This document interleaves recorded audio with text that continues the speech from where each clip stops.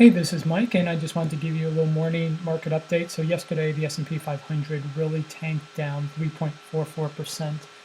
And as I talked about previously, when the S&P and gold are down or both up at the same time, there's a 60% chance that the S&P 500 will be down the next day. And that's what happened on Wednesday, where you had the S&P 500 go up 1.6% and gold was up slightly.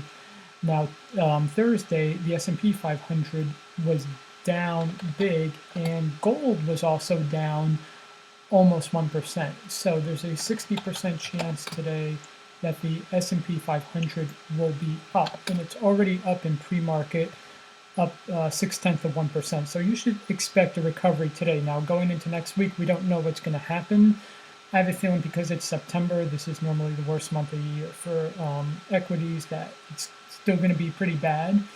But the one thing I am pretty sure about is that I think gold is going to be doing pretty well over the next 6 months, because we have this election going on, and according to a lot of news reports, the election won't be decided on election night.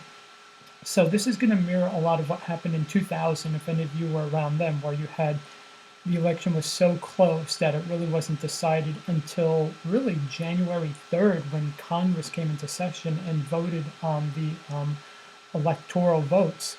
So we may just have a lot of chaos going into November, December, and January. So I think the one kind of the closest sure thing is gold, because who knows what happens with equities. To be honest, this could be just a little bump in the V-shaped recovery, or this could be a leg down in the bear market. Now, personally, I think the 2020s is going to be a decade where precious metals are going to outperform equities. I think the 2020s will mirror that of the 2000s. So that's just one thought to have. It's definitely good to watch the markets.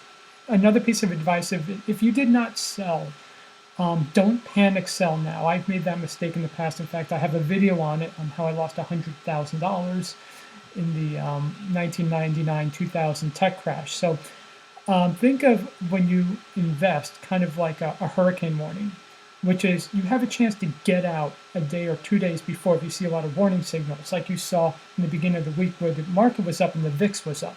So if you didn't get out now, it's like a hurricane. If you didn't get out before the hurricane, when the hurricane starts, you don't want to evacuate during a hurricane. You need to shelter in place. So shelter in place with your portfolio and just ride this out for the next couple days, couple weeks, couple months, however long it takes, because the largest up days usually come after the largest down days. So just keep that in mind. Don't panic sell. Don't do anything rash. Just hold tight. And like I said, if you want to see a good chance of what the market's going to do tomorrow, watch the performance of the S&P 500 and gold. Remember, both the S&P 500 and gold are both up. There's a 60% chance that the S&P 500 will be down. Conversely, if both the S&P 500 and gold are down, then there's a 60% chance that the S&P 500 will be up for the next day. So I hope you enjoyed these videos. If you did, please be sure to like and subscribe. Okay, thanks. Bye.